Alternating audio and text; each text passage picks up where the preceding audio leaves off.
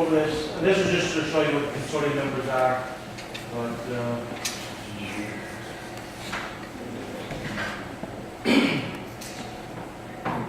all right, so Black Oak Forest is roughly about 4,000 acres. It's in the southern part of the Hudson Highlands. In the forest, we have several weather stations in the forest, weather stations and stream stations. These have been going on since around 1996. Some others were added in about 2004. So we're here at the base station. There's a science center. We have one here, open loan station. The bridge stop. These both here are identical in instruments, type of instruments, everything. One's down roughly 400 feet in elevation. This one here is 1,100 feet elevation. Then we have several different repeaters used to get down to like the stream station here. This one here is at roughly 800 feet in elevation, but it's in a controlled watershed. So all the water from this watershed here has to leave up through this one stream. So there's actually there's a block building down there. So most of the weather stations, here's the open loan station, and here's the ridge stop. They're identical. We use Campbell Scientific data loggers. Actually, in the process, and right now we were using CR10X data loggers. We're upgrading to the CR1000s. Everything is powered by solar panels. The one at the open load station, actually, because we have power there, so there is an AC power to that with a battery backup. They all have anemometers. There's a PAR and a GSR solar sensors, as well as barometric pressure. Everything we're collecting at these two stations. The main only difference is the depth of the soil temperature sensors. As the soil in the ridge top is very shallow, we have it only at 10 and 20 centimeters, while the other one's at 10 and 100 centimeters. So we have this data comes back as a DAC file.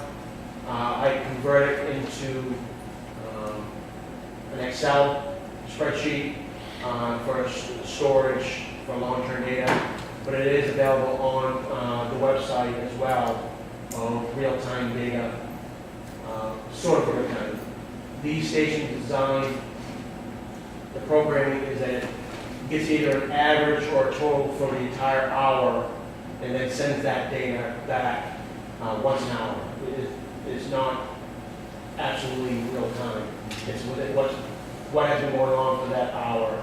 And it also has the daily averages or total for that hour. The data is at standard time. We do not adjust for daylight savings. Here's a stream station. So this is what's called Cascade Brook. So we do have a V-notch here, and there's a block building here that's hollow inside. Inside is a Campbell Scientific data logger. At this station, we do pH, conductivity, temperature of the water, and then the height. Which we can do flow. We use a pressure transducer inside the block building to figure out the level of the stream here over the V-notch and calculate the amount of flow, cubic meter per second or feet per second.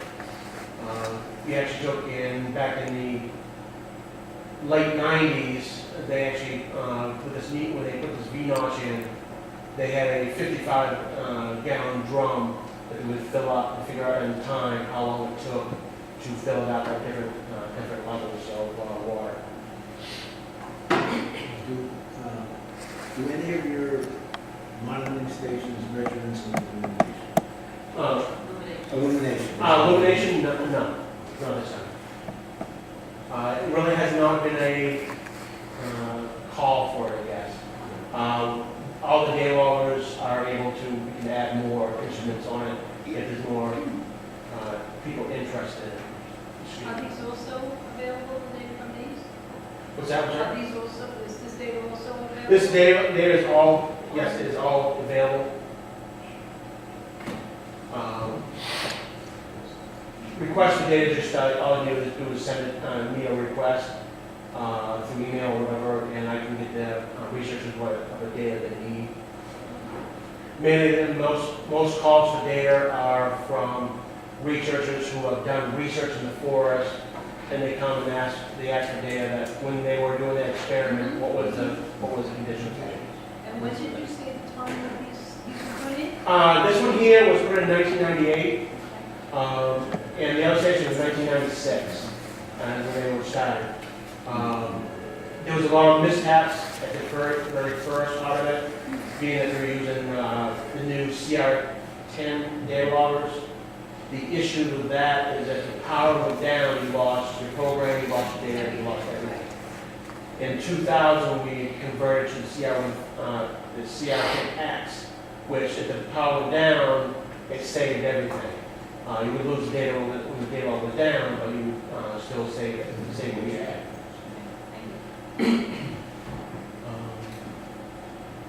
Also, we also installed in '95 the Blackhawk Forest took over the NADP station, which was located in West Point. We ran it there until 2006. We would actually go weekly over to this location and gather data. That data actually goes back to the West Point's first location back in the late 1800s. They ran it there until, for one station, they actually moved it to another location. It was constant data since the late 1800s. One of the data since that. So we actually moved this station here to finally get approval after Hurricane Irene went through, because where their location was a stream that was between two reservoirs, and several times it has overflowed big time. And Irene actually wiped out a couple of the instruments. So we're actually, one of the instruments, like this one here, this is the old Belford rain gauge that NHP has upgraded to a new electronic one. We had, each station has to purchase it themselves, and this was wiped out during Irene, so we get the okay to bring this one back. The other one is digital, but this one here uses a paper drum with a two pins to record, and so we can find funding in order to get this room replaced back to the digital. It's another $3,000 to replace it. And then we have this one we just actually reinstalled. A new one came in from ADP. Is a precipitation collector. So this is precipitation sensitive. When rain falls, this lid that's on the top here will actually open up and land on this platform here. As soon as the precipitation stops, it'll actually go back over and cover the sample to prevent any contamination and evaporation. So the NDP station here, which is NY99, is one of multiple within the country.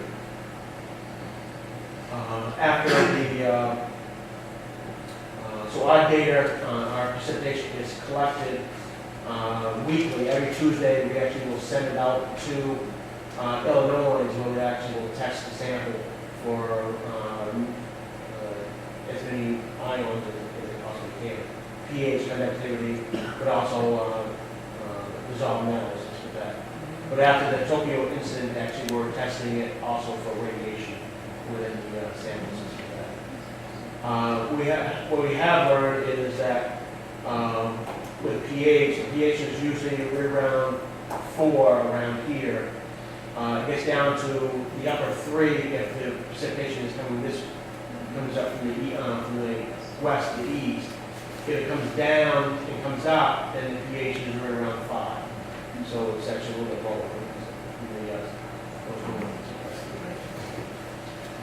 So a little bit more zoomed in on New York. So NY99 is our station. We did for a time run an MDN station alongside the NTN station, which was collecting precipitation just for studying mercury. That's a little bit more expensive to do, so we ran it for a while. Unfortunately, there was a couple other sites that actually were doing NDN, and they pulled out as well because of funding. We still have the equipment, but waiting for interested parties to reopen it. Okay, so here's more things that are going on in the forest. So here's the Blackwood Forest boundary. So roughly 4,000 acres, roughly 6 square miles. In the forest, you can see that there's several different ponds. These are all reservoirs, except for this one here. This is the only natural pond in the forest. All the other ones are all man-made. So we have, here's the science center here. Here's upper res, and we going up fairly soon to see. These all actually there's 1, 2, 3, 4, and 5 feed the town of Cornwall as one of the backup supplies. There actually is a pipe that these two flow into this one. Actually, these 3 flow into this one, and there's a pipe that runs down in here and goes down to the filtration pipe, which is here. Jim's Pond is the only one that actually goes towards Highland Falls for their water supply, and actually that feeds into Bog Meadow Reservoir, which has a pipe that leads to them. The forest is bounded by West Point Military Academy on many different sides, and then residential's over on this side here. And then there's the Palisades on the other side. But in the forest, we actually do have several what we call long-term plots that have been going on since the 1930s. So at the beginning of the forest, when Stillman took over and with Harvard, they did a lot of forestry cutting practices. And several of them were actually, they started these new, what's called long-term plots, where they cut the area and they let it grow back and they left it alone. So each one has a thin and a control. So they didn't do anything other than they thinned it. And so each one of these squares actually is 2 plots at each one. So this is the Arthur's Brook, White Oak Trail, Mount Misery, and Birchwood Hill sites. So these were measured on diameter and tree height. Back in the 30s, it was done every couple of years. Since the 1980s, it's been done every single year. We do it at least a couple times a year. One going in to do DBH. Then they also going to do height and canopy class. Most of the forest, 85% of the forest is oak, mainly red oak, but there's white oak, chestnut. But also that was the forest was actually managed for that. They were actually that was what they were harvesting those species. And so here's Bill Schuster, he's the forest director. Into one of the sites, and actually we have a tree measuring tool. Also using a chronometer for figuring out the height of the trees. So smaller trees, we're using this pole that goes up to 30 meters. And the other ones we're using actually I think this is a rangefinder and using geometry to figure out the tree height. So each of the trees is numbered with a mark for the DBH, so they measure that at that location every year. So all trees are done within the boundary. Corner post, you can actually see one here, has a white top, actually there's a plate on top, and we had a flyby by the military that marked out the long-term plots for us.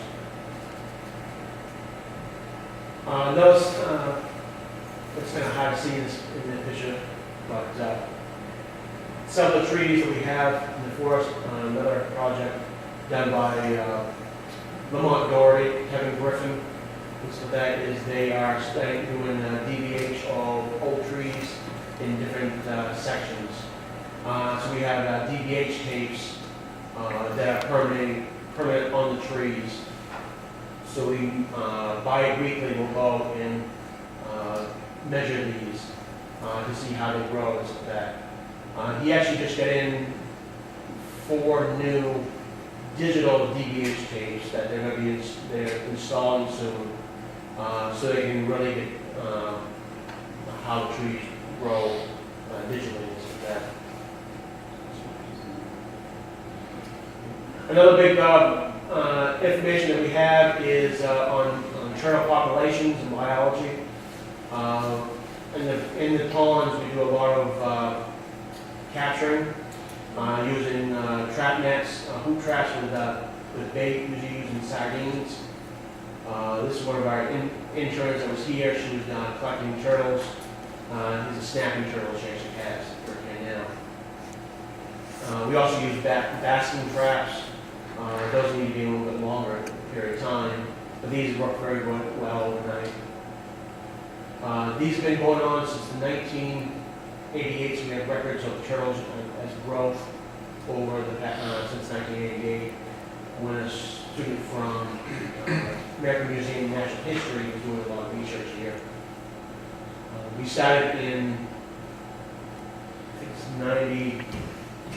98, 99, using pit tags, inserting a pit tag with a needle into the skin on the back leg. So we can use a scanner reader to figure out. The problem we went to that is that several researchers were using the same notch hole pattern. So we had 3 males the same size in the same pond. So we had to go go digital to figure out which one is which. We also use it with this data turtles is that every class, turtle class is one of the very most popular with student groups because they get to actually handle the turtles a little bit. And grad students all the way from actually from kindergarten, we do kindergarten. We don't do much data with that, really it's just showing off, but with undergraduate and high school students, we do collect the data, and so that all goes into our database, so we actually can see the turtles, how they grow and stuff like that. Another major one we have here is doing white-tailed deer. We do have a hunting season in Black Rock Forest during the state big game hunting season. The forest is shut down to researchers, to groups and stuff like that, hikers and all. Just hunters can go in there, controlled hunt. Only the Black Rock Fish and Game Club are allowed to hunt.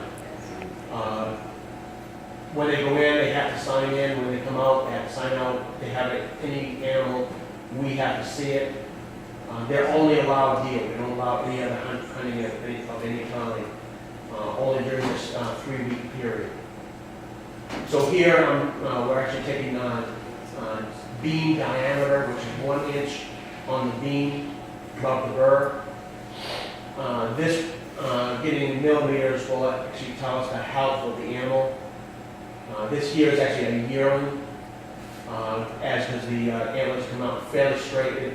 As they get older, they come out more and more to the side as the skull grows. And this actually tells us because the antlers are actually excess energy. If their antlers are small, that means that the food up there is very limited. If the antlers are fairly large, especially on a yearling, that's a good indicator. So here's some of the data we've been going on since 1984. So this is looking at bean diameter and fawn weight. And these right here are the numbers of animals that actually were taken, were harvested. And these are the bean diameter as it goes up and down because of different conditions, environmental, mostly it's environmental impacts. Humans will have an impact, but not as much. Nature has a lot more of an impact. Someone tags the deer because we take the same deer. What is, because we're actually not taking the same, we know of sort of our population of deer that's in the forest. Most of them are going to be mostly like does and stuff like that. We have a lot of bucks that come up from the surrounding area looking for the does, and that's what most hunters are. Majority of hunters are actually after bucks because they see antlers, they go for antlers and stuff like that. Some hunters actually do go for does and stuff like that for antlerless deer. But this one here is just looking at the health of the yearling bucks, and that's a good indicator of how the health of the herd, because they're indicated of the previous 2 years of growth. Fawns are a really good indicator. That tells you, because they're only 6 months old, they're actually telling you what the conditions are that 1 year. Acorns have a very large effect, whether or not we have acorns or not, or if we have a drought. Here's a little bit more on of harvest and the effects of environmental impacts. So we had population will actually would be rises until we have some kind of a large event that will knock the population down. So here in 1981 was gypsy